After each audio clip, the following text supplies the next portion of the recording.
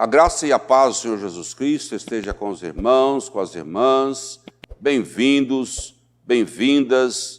Estou alegre pela oportunidade de estar aqui para pregar a palavra de Deus para os meus irmãos e minhas irmãs. Eu quero começar já lendo a palavra de Deus. 1 Reis, capítulo 19. 1 Reis 19, do versículo 7 ao 1 Reis 19, versículo 1 e seguintes. Diz assim: Acabe se fez saber a Jezabel era a esposa, era a rainha dele, tudo quanto Elias havia feito e como matara todos os profetas à espada. Então Jezabel mandou um mensageiro a Elias a dizer-lhe: façam-me os deuses como lhes aprouver, se amanhã a estas horas não fizer eu a tua vida como fizeste a cada um deles. Temendo, pois, Elias levantou-se e, para salvar a sua vida, se foi e chegou a Berseba, que pertence a Judá, e ali deixou o seu moço, talvez para evitar que fosse morto com ele. Ele mesmo, porém, se foi ao deserto, caminho de um dia, e veio e assentou-se debaixo de um zimbro e pediu para si a morte, e disse: basta, toma agora, ó Senhor, a minha alma, pois não sou melhor do que meus pais. Deitou-se e dormiu debaixo do zimbro, e eis que um anjo o tocou e lhe disse: levanta-te e come. Olhou ele e viu, junto à cabeceira, um pão cozido sobre pedras em brasa e uma botija de água. Comeu, bebeu e tornou a dormir. Voltando segunda vez, o anjo do Senhor tocou e lhe disse: levanta-te e come, porque o caminho te será sobremodo longo. Levantou-se, pois, comeu e bebeu, e com a força daquela comida caminhou 40 dias e 40 noites, até Horebe, o monte de Deus. Ali entrou numa caverna, onde passou a noite, e eis que lhe veio a palavra do Senhor e lhe disse: que faz aqui, Elias? Ele respondeu: tenho sido zeloso pelo Senhor Deus dos exércitos, porque os filhos de Israel deixaram a tua aliança, derribaram os teus altares e mataram os teus profetas à espada, e eu fiquei só, e procuram tirar minha vida. Disse-lhe Deus: sai e põe-te neste monte perante o Senhor. E eis que passava o Senhor, e um grande e forte vento fendia os montes e despedaçava as penhas diante do Senhor. Porém o Senhor não estava no vento. Repete comigo: o Senhor não estava no vento. Depois do vento, um terremoto, mas o Senhor não estava no terremoto. Diga comigo: o Senhor não estava no terremoto. Isso. Depois do terremoto, um fogo, mas o Senhor não estava no fogo. Diga comigo: o Senhor não estava no fogo. Amém? E depois do fogo, um cicio tranquilo e suave, uma brisa suave. Ouvindo-o, Elias envolveu o rosto no seu manto, e saindo pôs-se à entrada da caverna, e eis que lhe veio outra voz, e lhe disse: que fazes aqui, Elias? Ele respondeu: tenho sido em extremo zeloso pelo Senhor Deus dos exércitos, que os filhos de Israel deixaram a tua aliança, derribaram os teus altares e mataram os teus profetas à espada, e eu fiquei só. 2 vezes ele diz, e eu fiquei só, em solidão. E procuram tirar minha vida. Disse-lhe o Senhor, vai, volta ao teu caminho para o deserto de Damasco. E chegando lá, unge Azael, rei sobre a Síria. Palavra de Deus, de onde vamos extrair edificação para os nossos corações. Vamos orar a Deus. Nosso Deus e Pai, nós te agradecemos que a tua palavra diz que ainda que o choro dure uma noite toda, a alegria vem ao amanhecer. Tua palavra diz que ainda que ande pelo vale da sombra da morte, tu estás conosco. E é nesta fé, e nesta esperança, e nesta convicção que nós estamos aqui. Que a fé é a certeza das coisas que não se veem. Nós não vemos, mas nós cremos. Que o teu Espírito Santo se movimenta em nosso interior. Pedimos que a tua graça venha nos cobrir para a reflexão que vamos fazer e esperamos que ela seja bênção para cada pessoa que vai nos ouvir, em qualquer lugar, ou em todos os lugares, em nome de Jesus, amém, amém. Glória a Deus. O silêncio da caverna. Esse é o título para a nossa reflexão. O silêncio da caverna. Você reparou que na leitura que nós fizemos, de 1 Reis 19, 2 vezes, Elias diz, eu fiquei só. Eu fiquei só. Que na verdade era o sentimento dele. Mas 7.000 pessoas, na parte final do 19, 18, diz que ainda em Israel existem 7.000 joelhos que não se dobraram diante dos deuses de Jezabel. Jezabel não era do povo de Deus.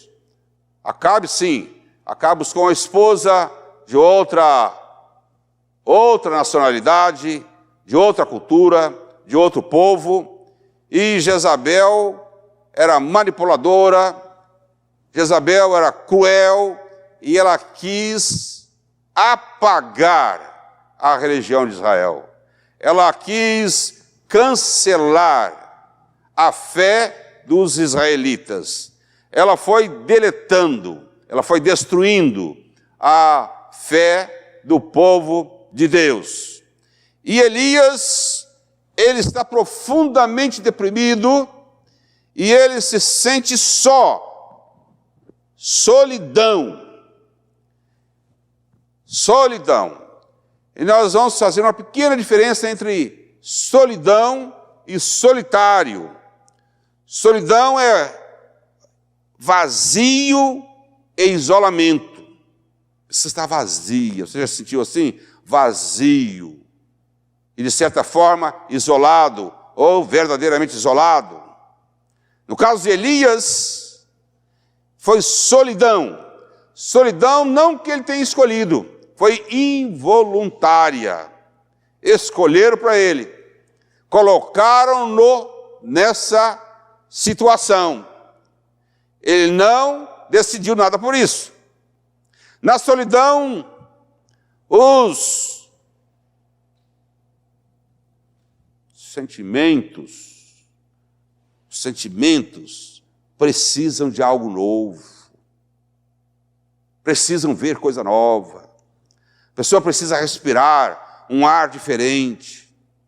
Diferentemente de solitário, que ocorre quando a pessoa decide viver só. Decide para o mosteiro. Decide um lugar bem afastado. Então, ele estava no estado de solidão. Todos os contatos entre os indivíduos em estado de solidão são rompidos. Você está só. As capacidades de ação são frustradas. A pessoa está numa situação de inação.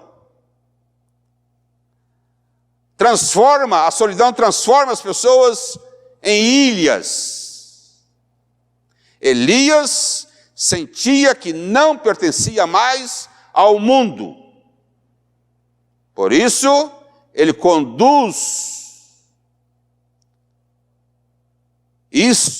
lhe conduz ao desespero. Ele pede a morte. Chega, me tira dessa terra, me leva. Quantas pessoas que enfrentando a solidão, e agora mesmo em nossa época, tanta solidão que a pessoa pede a morte. Sentia-se desenraizado por não ter um lugar reconhecido, um lugar seguro. Sentia-se fora dessa terra, alienado pela política de Acabe e Jezabel. Isso é solidão. Elias se via abandonado por todos e por todas. Ele é incapaz de fazer companhia a si mesmo. Nem a si mesmo ele conseguia, nem consigo mesmo ele conseguia se contentar. Como o salmista no Salmo 42, conversando com a alma dele, Elias perdeu essa possibilidade de conversar com a sua alma. Estava sozinho de todos, sozinho de si mesmo. Isso é um perigo quando a gente fica sozinho de nós mesmos. Ou quando estamos sozinhos e mal acompanhados. Esse é um tempo que valorizamos mais. Quando estamos em solidão, nós valorizamos mais as pequenas coisas. Valorizamos mais os pequenos gestos. Valorizamos mais as amizades, a saúde, a oração, a leitura da Bíblia, os serviços religiosos no templo. Damos muito mais importância. E é isso que são testemunhos assim que a gente tem ouvido de pessoas que passaram pelo tratamento recente do coronavírus, pessoas que saem da UTI, muitas delas com mais fé, como o cantor sertanejo Cauã, dando testemunhos brilhantes da fé em Deus. Com o alimento que o anjo trouxe para Elias, um alimento especial. Elias andou 40 dias e 40 noites, deprimido, angustiado, cansado, desmotivado, inseguro. Quem sabe você esteja enfrentando tantas lutas, tantas dificuldades, tantos problemas. Olha, Jesus disse: eu sou o pão da vida. Não precisa acreditar e precisar que um anjo venha do céu trazer um alimento para você, um delivery espiritual.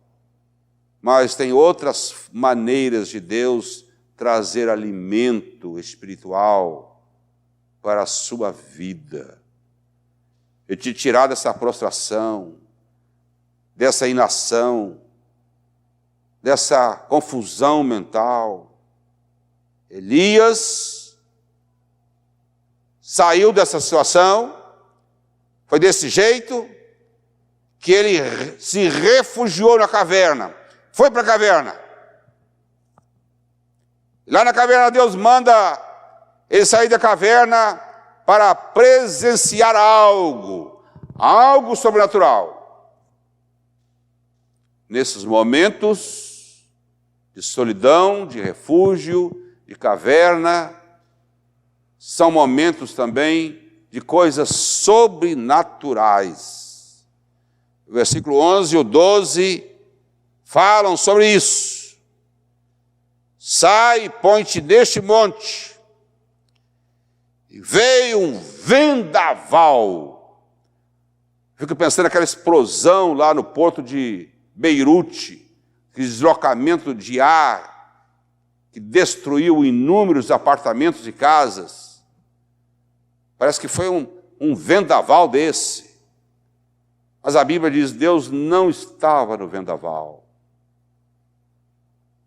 Depois houve um grande terremoto, Elias presenciou. Balançou tudo, mas Deus não estava no terremoto. Depois veio um fogo enorme. Quem sabe aquele fogo que está queimando a floresta amazônica. Mas Deus não estava no fogo. Mas depois vem um silêncio especial. Uma brisa espetacular, suave. E Deus estava nessa brisa suave e maravilhosa. E Deus fala com Elias: que fazes aqui? Há um silêncio agora. Eu quero lembrar para vocês uma história muito importante de um fazendeiro que perdeu o seu relógio caro num paiol de milho, e ele chamou algumas crianças e prometeu dar um prêmio para cada criança, e cada um entrou no paiol para procurar o relógio dele. Quem achasse o relógio ia ganhar um presente. E foi a primeira criança, voltou, não achou nada. Foi a segunda criança, achou. Foram 5 crianças lá, não acharam nada. Mas já tinha mais um menino lá.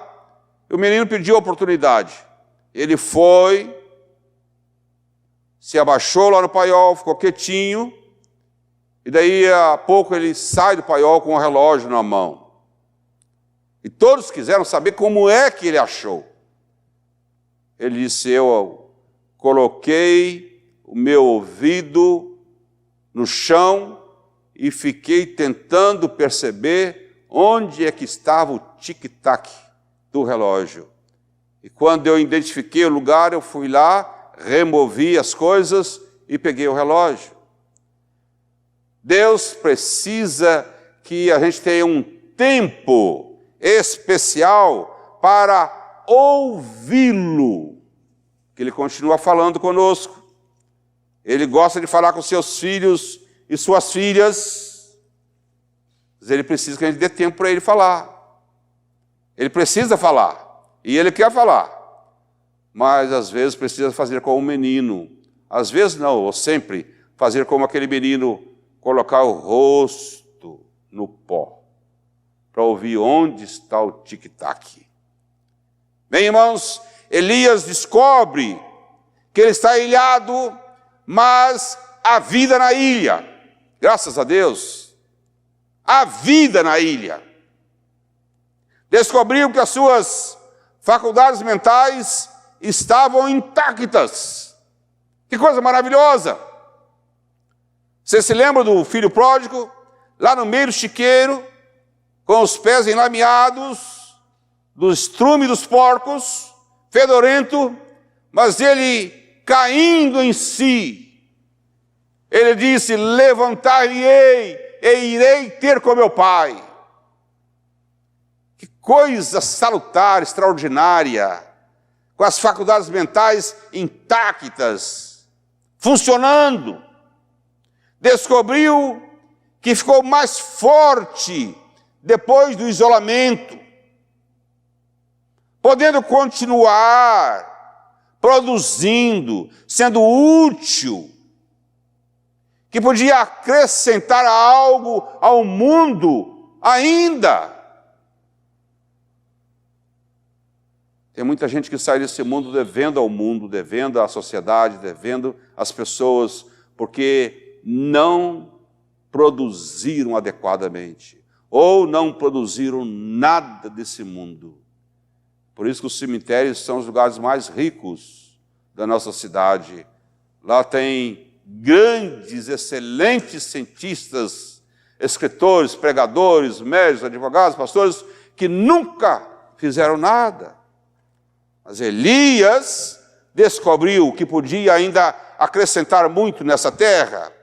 A solidão do isolamento é uma oportunidade para se experimentar o extraordinário. Quando se descobre que não precisamos de muito para viver, nós estamos descobrindo isso nesses momentos, que não precisamos de muito para viver, que se descobre os verdadeiros amigos quando estamos nessas situações.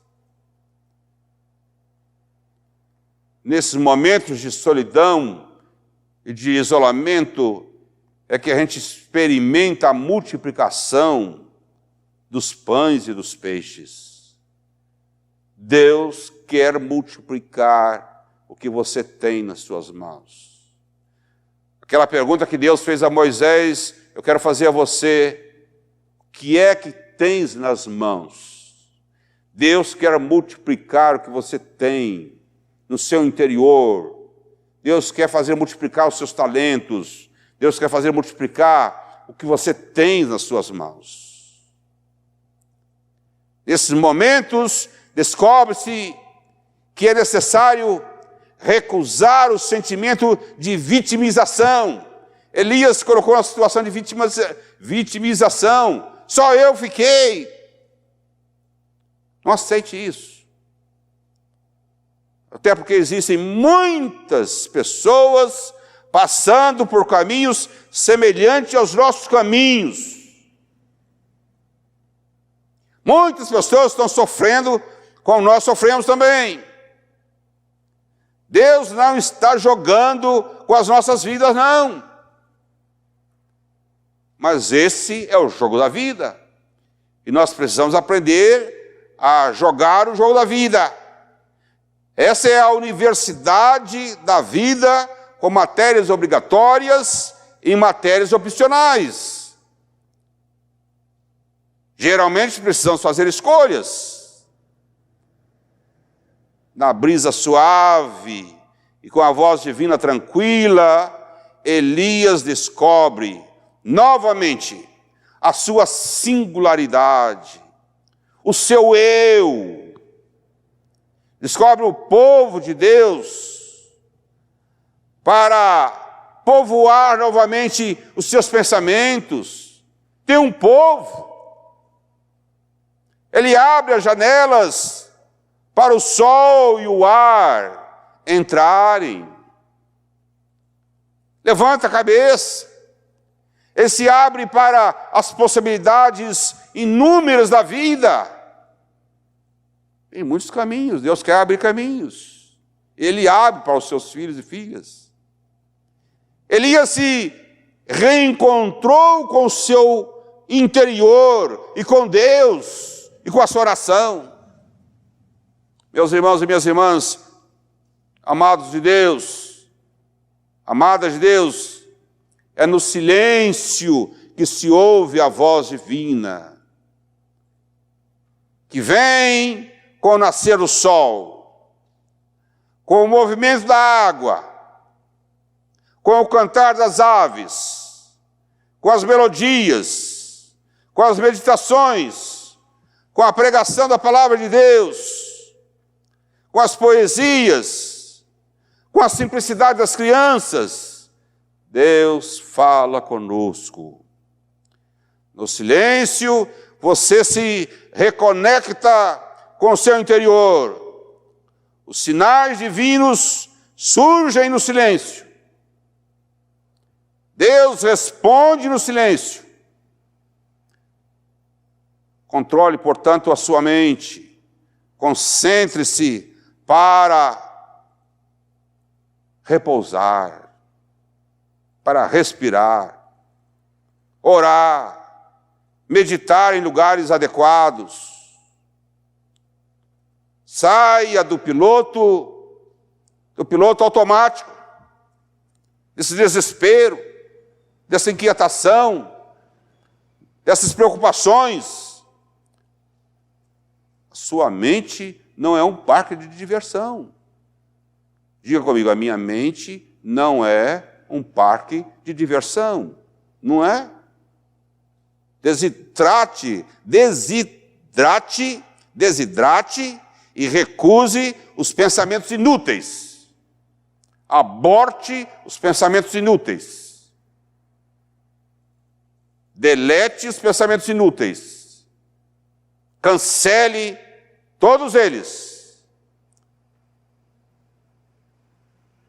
Acabe com o falatório interno, com o vozerio interno, muitas vozes. Acabe com isso para você vencer.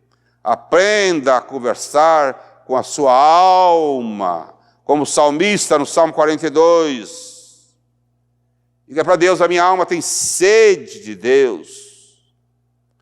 Aprenda a fazer como Jesus fazia, retirando-se para um lugar quieto, sozinho. E ali ele passava a noite inteira em comunhão com Deus.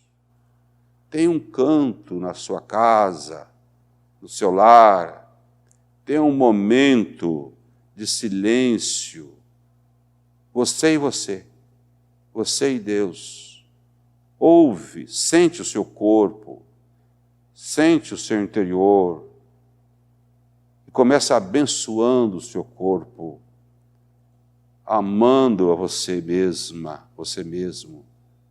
Quem ama a si, ama a Deus e ama o próximo. Que Ele te abençoe, que Ele te guarde, que Ele te fortaleça. Oremos. Muito obrigado, Senhor, por esse momento de fé que estamos atravessando aqui.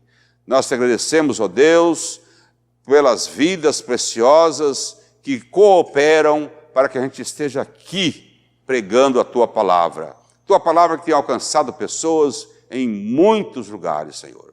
Muito obrigado. Pedimos, ó Deus, a Tua bênção de libertação, de salvação, de cura, de alegria para os nossos ouvintes. Todos e todas que ainda ouvirão esta palavra, que sejam abençoados em nome de Jesus. E que a paz do Deus Todo-Poderoso, Senhor dos céus e da terra, o amor de Jesus Cristo, o seu Filho, Senhor e Salvador nosso, e a comunhão do Espírito Santo, seja conosco, agora e para todos sempre. Amém e amém.